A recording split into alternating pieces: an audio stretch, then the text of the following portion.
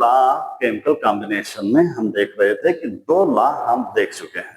पहला लॉ हमने देखा है law of conservation of mass and law of constant proportion, और आज हम देखेंगे लॉ ऑफ मल्टीपल प्रोपोर्शन के बारे में। लॉ ऑफ मल्टीपल प्रोपोर्शन, ये लॉ ऑफ मल्टीपल प्रोपोर्शन को किसने दिया? जॉन डाल्टन ने। इन्होंने क्या बताया कि जैसे मान लिया जाए कोई भी एलिमेंट है, मान लिया हाइड्रोजन और ऑक्सीजन से बनने वाले दो एलिमेंट हो सकते हैं, एक H2O बन सकता है, एक H2O2 बन सकता है, ठीक है। ऐसे कार्बन और ऑक्सीजन से दो एलिमेंट बन सकते हैं, कार्बन डाइऑक्साइड भी बन सकता है, कार्बन मोनोऑक्साइड बन सकता है। तो हाइड्रोजन और ऑक्सीजन से क्या बन सकता है? हाइड्रोजन और ऑक्सीजन से, अभी ऐसे समझ लो, हाइड्रोजन ऑक्सीजन से वाटर भी बन सकता है और हाइड्रोजन पेरोक्साइड भी बन सकता है। कार्बन और हाइड्रोजन से, कार्बन और ऑक्सीजन से कार्बन डाइऑक्साइड और कार्बन मोनोऑक्साइड भी बन सकता है। तो इन्होंने क्या कहा, ये कोई भी बने, लेकिन अगर जो दो एलिमेंट से बनते हैं, दो अलग प्रकार के कंपाउंड बनते हैं, तो उनमें जो रेशियो होगा वो रेशियो कैसा होगा? उसके मल्टीपल होगा, ठीक है, मल्टीपल होगा। यानी ऐसे देखिए, इसमें अगर जो पानी का रेशियो, हाइड्रोजन और ऑक्सीजन का रेशियो देखा जाए, हाइड्रोजन ऑक्सीजन का रेशियो देखा जाए इसमें, तो कितना है? हाइड्रोजन 2 है और ऑक्सीजन का मास आपका 16 होता है, तो 2 × 2 2 8 जा 16, तो कितना हो गया? 1:8 का रेशियो बना, ठीक।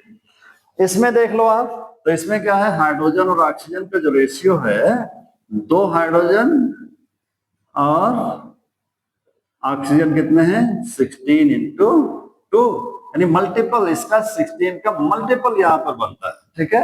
इसी को कहते हैं लॉ ऑफ मल्टीपल प्रोपोर्शन, ठीक है। तो इसका अगर जो देखो तो कितना बन गया? 2:32, 2:32, 2 1 जा 2, 2 6 जा 2 16 जा 16 से मल्टीप्लाई कर दो तो 32 आ जाएगा। नहीं, इसका जो रेशियो बना 1:16 बना। तो ये समय, क्योंकि ऑक्सीजन 2 है, इसमें ऑक्सीजन 1 है, तो ऑक्सीजन का मल्टीप्लाई हुआ, जितना यहाँ पर 8 था, 8 का 2 जा हो गया, ठीक है। अगर जो 16 था तो 16 का 2 जा हो गया, ठीक है।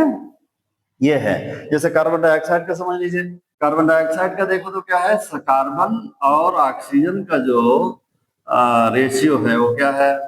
कार्बन का 12 होगा, ठीक है, और ऑक्सीजन का 16 है, ठीक है। 12 16 का, इसको अगर जो 60 कर लीजिए तो 4 से मल्टीप्लाई कर दीजिए, 4 3 जा 12 होता है, 4 4 जा 16, इसका जो रेशियो बना 3:4 का बना। ऐसे कार्बन मोनोऑक्साइड का लेंगे यदि आप, कार्बन मोनोऑक्साइड, यहाँ पर देखो थोड़ा सा मिस्टेक हो गया, ठीक है। 16 × 2 जाना चाहिए, 16 × 2 जाना चाहिए, ठीक है। तो 16 × 2 कितना हो गया? चलो 4, ये जो रेशियो बनेगा वो 3:8 बनेगा। क्या बनेगा? 3:8 बनेगा यहाँ पे। और यहाँ पर अगर जो देखा जाए तो कार्बन और ऑक्सीजन का रेशियो जो बना है वो 12 और 16 का बना, 12 और 16 का, क्योंकि ऑक्सीजन एक ही है, यहाँ पर ऑक्सीजन 2 थे इसलिए 2 से मल्टीप्लाई कर दिया गया, इसको 4 से डिवाइड करके फिर इसको मल्टीप्लाई करके 8। यहाँ पर देखिए 4 3 जा 12, 4 4 जा 16, तो इसका भी रेशियो अगर जो देखा जाए तो कितना? 3:4 बना।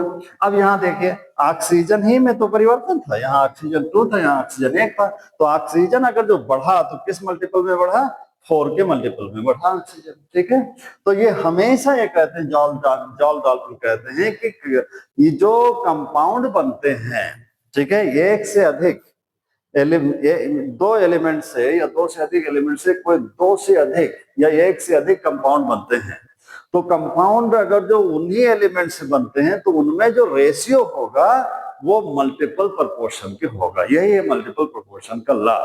तो hope you may have understood, and इसको आप ट्राई करके देख लीजिएगा। आप जैसे नाइट्रोजन और ऑक्सीजन ले लिया जाए, नाइट्रोजन ऑक्सीजन से दो